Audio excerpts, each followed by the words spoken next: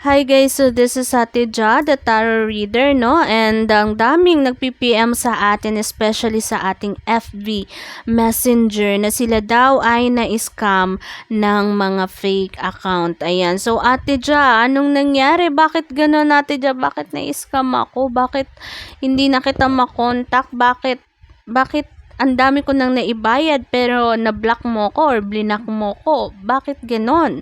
Okay? Okay, so ang tanong dyan is saan ka ba nakipag-communicate? Sa ang social media? Sa WhatsApp ba? Sa Telegram? Sa Instagram? Ang tanong dyan bakit? Bakit ka kasi doon? No? Lagi kong nire-remind sa inyo guys, no, na sa Viber lamang tayo mag-PPM. Sa Viber na 0976-004-6387. Ayan. So, alam ko guys, no, na syempre, baka sabihin natin, Ate Ja, paano po yun, no? Na-scam na kami, ganon. Akala namin ikaw, akala namin legit na ikaw yung kausap namin, and then boom, wala na, no, block na. Ano nangyari? Bakit ganon, no? Ayan, so that's why nilimit ni Ate Ja, okay? Yung ating communication sa Viber lamang, no? So kung mapapansin natin, no? Bakit sa Viber lang? Ayan, nalaglag na tuloy yung ating light. Ayan, malalaglag pa ulit, no? Ayan, so bakit sa Viber lang, Ate Ja? No, na 0976-004-6387 tayo pwedeng makipag-communicate. Bakit hindi sa iba't ibang apps, no? Dahil nga po, ang daming gumagawa ng mga fake accounts ni Ate Ja, no? Ang daming gumagawa to the point na napakahirap nilang i-block, i-report lahat. Okay, napakahirap nilang tanggalin. Okay, napakahirap nilang puksain, no? Napakahirap nilang patigilin. Okay, so subukan mong i-block, i-report, kung ano-ano pa, no? Gagawa lang din sila ng bago. Okay, so okay lang, no, na gumawa sila ng bagong account, fake account, no? Yes, okay lang. The problem is may money involved, no? Hindi lang sila basta gumagawa ng account ni Ate Ja, but also nagpapanggap din sila na sila ay nagre-read. So that's why kailangan may money involved, magbabayad ka at ikaw naman ay magbabayad syempre para mabasahan, no?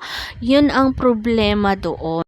Now, if you really want na mabasahan ni Ate Ja, dapat sa Viber na lamang tayo magpabasa, okay? Pumunta, okay? Ate Ja, paano pag walang Viber? Di mag-download tayo. Ate Ja, paano pag hindi namin alam kung paano gamitin yung Viber, di alamin natin, no? So, syempre, ganun no? Kesa naman mag-take tayo ng risk na pumunta sa WhatsApp, sa Messenger, o kung sino man yung nag-PM sa inyo para basahan kayo, no? Kasi, pera nyo yan okay? Pera nyo yun, okay? So, medyo mahihirapan talaga kayo. Hindi lang makamove on sa problem ninyo, kundi makamove on din sa scam kasi na-scam kayo, no? So, para na rin sa safety nyo, okay? Again, sa Viber na 0976-004-6387 lamang tayo na magpabasa, okay?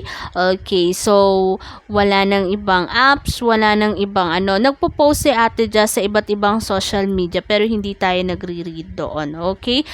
Tanging sa Viber lamang. Also, if ayaw naman natin ng private reading, no, syempre lahat gusto ng may privacy, pero kung hindi natin carry yung rate, hindi natin ganun ka-afford, meron tayong free reading and also may paid readings din tayo, pero sa TikTok Live and also minimal amount lang. Okay, parang donations lang or what. Pero, the problem sa ating TikTok Live ay bihira si Ate Ja doon mag-live, no? Kasi parang kung ano yung excess energy ni Ate Ja, dun yan na binubuhos, no? So, hanggat kaya ng energy natin, go, no? Pero,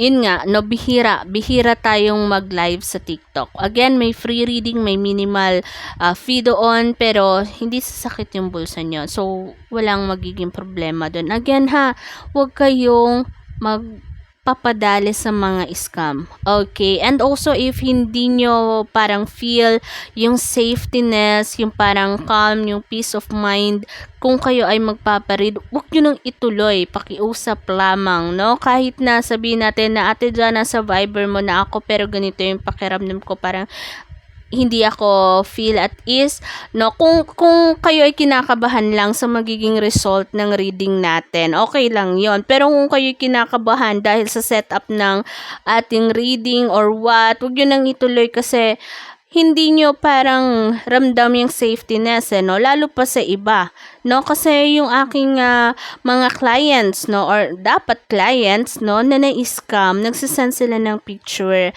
ng setup, no? Or setup ng kanilang mga sessions, and honestly talagang nakakatakot or hindi maganda yung vibes, no?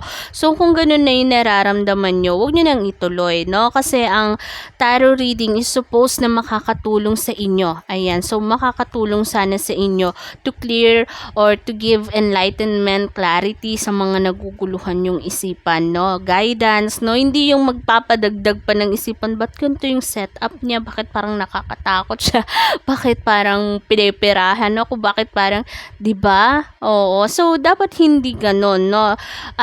Dapat ramdam niyo na agad yung safetyness, yung ano, kasi mag-open kayo doon, no? It's about parang yeah, no? Para matap properly yung energy nyo, kailangan maging open kayo din. And kung hindi nyo palagay, 'di ba? Di wag niyo nang ipilit, no?